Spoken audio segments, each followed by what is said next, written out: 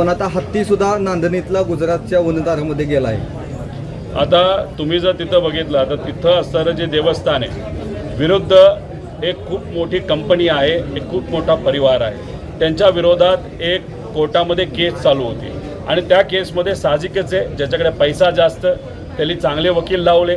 इकडं मात्र जनमत असताना सुद्धा यांना चांगले वकील या देवस्थानाला लावता आले नाही, त्यामुळे देवस्थान त्या केसमध्ये नीट भूमिका न मांडता आल्यामुळे कुठेतरी हरलं असं आपल्याला म्हणावं लागेल।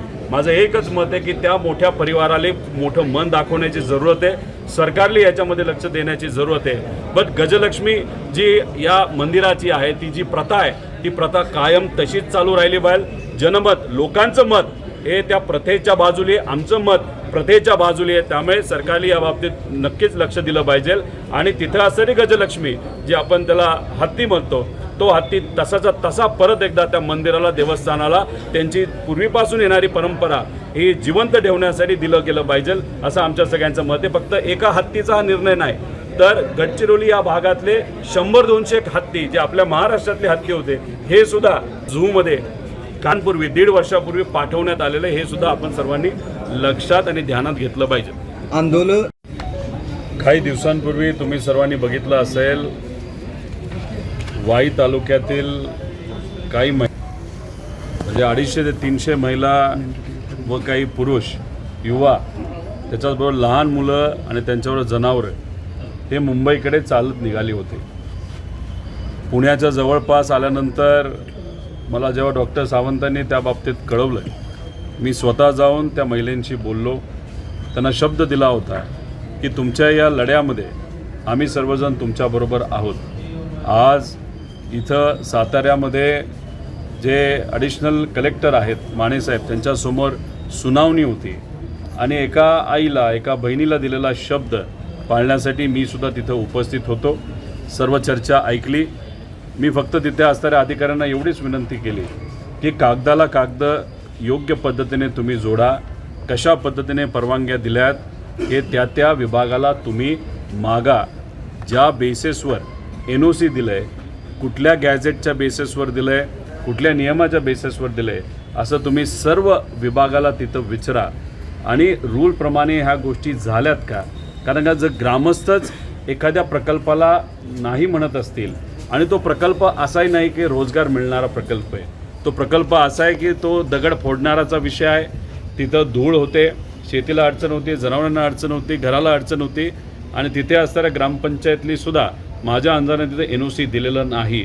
जेव्हा सर्व गावकऱ्यांना एकत्रित घेऊन विचारलं गेलं, ग्रामसभा झाली, तिथंसुद्धा त्यांनी नाकारलं होतं।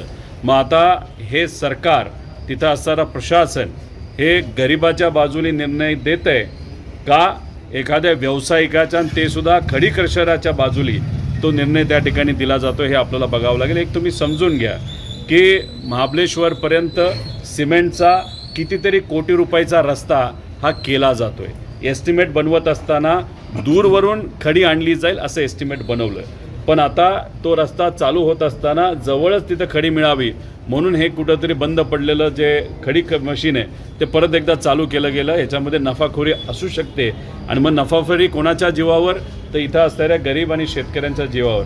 त्यामुळे योग्य असा निर्णय प्रशासनाकडनं कुठलाही दबाव न घेता व्हावा अशी विनंती या सर्व ग्रामस्थांच्या वतीने त्या ठिकाणी आम्ही करतो। आणि तुम्ही जर गैरप्रकारे नियम डावलून जर परवानगी देणार असतील तर उद्या जाऊन या जिल्ह्यामध्ये कुणीही कुठंही फार घराजवळही स्टोन क्रशर तिथं टाकतील आणि उद्या खूप मोठी अडचण इथं या जिल्ह्यामध्ये होऊ शकते। त्यामुळे हा विषय फक्त काही गावांपुरता नसून हा अख्ख्या जिल्ह्यातला आहे आणि याला जर चुकीच्या पद्धतीने निर्णय दिला गेला तर उद्या कुठल्याही गावामध्ये, कुठल्याही वस्तीमध्ये, कुठल्याही लोकांच्या घराजवळ एखादं खडी क्रशर इल्लिगली येऊ शकतं। त्यामुळे प्रशासनाने या बाबतीची दक्षता घ्यावी एवढीच विनंती इथं आम्ही सर्वजण करतो।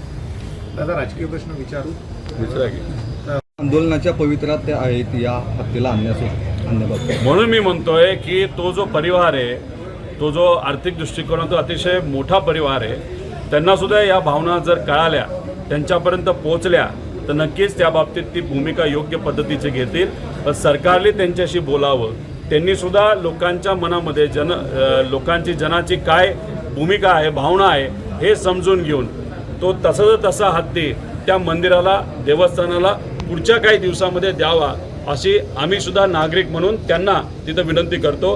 आणि सरकार मध्यस्थी करायला कुठेतरी कमी पडलं तर मग मात्र त्या ठिकाणी लोक या गोष्टी विसरणार नाही. ओके. मंत्रिपद काढलं गेलं आणि दुसरे मंत्रिपद दिलं गेलं आहे, तर याच्यावर काय होतंय की आता ते त्यांचं म्हणणं आहे की दत्ता भरणेंना जी काही मदत लागेल ती मी माझ्या पद्धतीनं करेन असं म्हणतात ते. कसं आहे की कोकाटे साहेब अनुभवी नेते आहेत, खेळाचा त्यांना अनुभव चांगला असल्यामुळे खेळ व युवा असं मंत्रिपद त्यांना तिथं मिळालेलं आहे. पूर्वीचा अनुभव बघता याच्या पुढं ते योग्य पद्धतीने न्याय त्या विभागाला देतील अशी अपेक्षा करूया. भरणे मामांना शेती हा विभाग दिलेला आहे. आज शेतकऱ्याची अतिशय वाईट परिस्थिती आहे, त्यामुळे त्यांच्या माध्यमातून त्या पदाला न्याय दिला जाईल अशी अपेक्षा आपण करूया. पण काही झालं, कुठलाही मंत्री जर चुकीच्या पद्धतीने वागत असेल, काम करत असेल, नाही तर आज जे महाराष्ट्रात परिस्थिती झाली की सर्व विभाग हे काही योग्य पद्धतीने वागत नाहीत, काम करत नाहीत आणि खास करून कृषी विभाग, त्याला मंत्री तर जबाबदार आहेच पण सरकारसुद्धा जबाबदार आहे. त्यामुळे मुख्यमंत्री आणि दोन्ही उपमुख्यमंत्री आज महाराष्ट्रामध्ये जी कुठली परिस्थिती आहे त्याला पूर्णपणे जबाबदार आहेत. फक्त एक तुम्ही बघून घ्या की देवेंद्र फडणवीस साहेबांचं धाडस बघा. म्हणजे ते नेहमी म्हणतात की एखादा कुणी चुकला तर लगेच तिथल्या तिथं आम्ही कारवाई करतो, पण इथं मित्रपक्षातला एक कुठला तरी नेता चुकला आणि मग तरी मनात किती असलं तरी त्यांना योग्य असा निर्णय घेता आला नाही आणि मग कुठेतरी त्यांनी धाडसच दाखवलं. कारण या महाराष्ट्राचं जनमत जर आपण बघितलं तर मंत्री महोदयांच्या विरोधातलं जनमत होतं. सामान्य लोकांची अपेक्षा होती की मंत्रिपद त्यांचं जाईल, पण मंत्रिपद जाण्यापेक्षा खांदापलट तिथं झालं. त्यामुळे कुठंतरी जनमताच्या विरोधात निर्णय देत असताना देवेंद्र फडणवीस साहेबांनी खूप मोठं धाडस दाखवलं असं आपल्याला त्या ठिकाणी म्हणावं लागेल. कृषी मंत्रिपद ज्यावेळी दिलं जाते तो व्यक्ती अडचणी देतोय. धनंजय मुंडे असतील, माणिकराव कोकाटे असतील, आता मकरंद पाटलांना सुद्धा विचारलं गेलं की ते मंत्रिपद येणार का, पण ते इच्छुक नव्हते. कुठेतरी मंत्रिपद ते घ्यायला अडचण येते प्रत्येकाला. नाही, तसं जर असेल तर त्याला अंधविश्वास म्हणतात आणि आम्ही कुठेही या विषयावर तिथं महत्त्व देत नसतो. असं काही नसतं. कर्तृत्वान व्यक्तीला जर तुम्ही तिथं संधी दिली तर ते त्यांचं कर्तृत्व दाखवतातच. आदरणीय पवारसाहेब हे स्वतः या देशाचे कृषी मंत्री होते आणि त्यांनी त्या काळामध्ये जे काम केलं अजूनपर्यंत कुठल्याही कृषी मंत्र्यांना ते करता आलं नाही, ज्याच्यामुळे शेतकऱ्याचं, कष्टकऱ्याचं हित हे जपण्यात त्या ठिकाणी त्यावेळेस तिथं आलं होतं. त्यामुळे जर कुणी असं म्हणत असेल की हे पद घेतलं तर काहीतरी भलतंच होते तर त्यांचा अंधविश्वास आहे असं आपलं त्या ठिकाणी म्हणावं लागेल. भुजबळ साहेबांनी पण आता त्यांच्या पक्षामध्ये कोणाकोणाला ती ऑफर होती आणि त्या ऑफरचं कुणी काय केलं हे मला तरी तिथं सांगता येणार. पण एक आहे, महाराष्ट्रामध्ये शेतकऱ्याची जी आज परिस्थिती आहे म्हणजे 4 कोटी लोकांची जी आज परिस्थिती ती अतिशय हलाख्याची आहे आणि एक धाडसी काम करणारा व्यक्ती तिथं असणं फार महत्त्वाचं आहे, जो आज सरकारमध्ये कुणीही नाही. ठीक आहे, भरणे साहेबांना तुम्ही त्या ठिकाणी संधी दिली, आता ते काय करतात हे आपल्याला बघावं लागेल.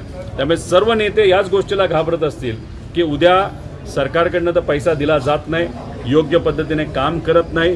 हे सरकार शेतकऱ्याच्या विरोधातलं सरकार आहे आणि हे सरकार 3 पक्षाचं सरकार आहे. आणि दुर्दैव समजा नाही तर संधी समजा. संधी याच्यासाठी की शेती विषयामध्ये खूप चांगलं काम करता येईल, पण आज सरकारकडे पैसा नसताना दुर्दैव असं अजितदादांकडेच या त्यांच्या पक्षाकडे हे खातं आलेलं आहे.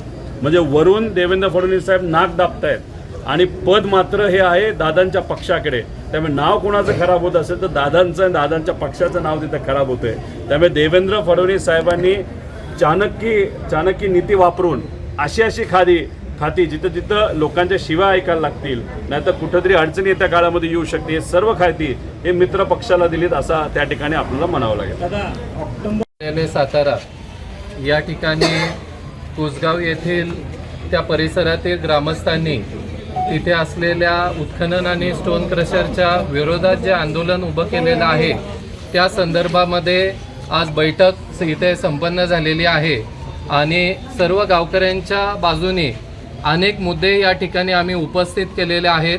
हा पाचगणी महाबळेश्वरचा बफर झोन आहे आणि या बफर झोनमध्ये या केंद्रीय आपल्या पर्यावरण मंत्रालयाच्या मार्फत त्याचबरोबर सुप्रीम कोर्ट आणि हरित लवादाच्या माध्यमातून अनेक निकाल देण्यात आलेले आहेत आणि या सर्वांचा दाखला आम्ही त्या ठिकाणी देऊन या ठिकाणी उत्खनन निषिद्ध आहे हे निदर्शनास आणून दिलेलं आहे.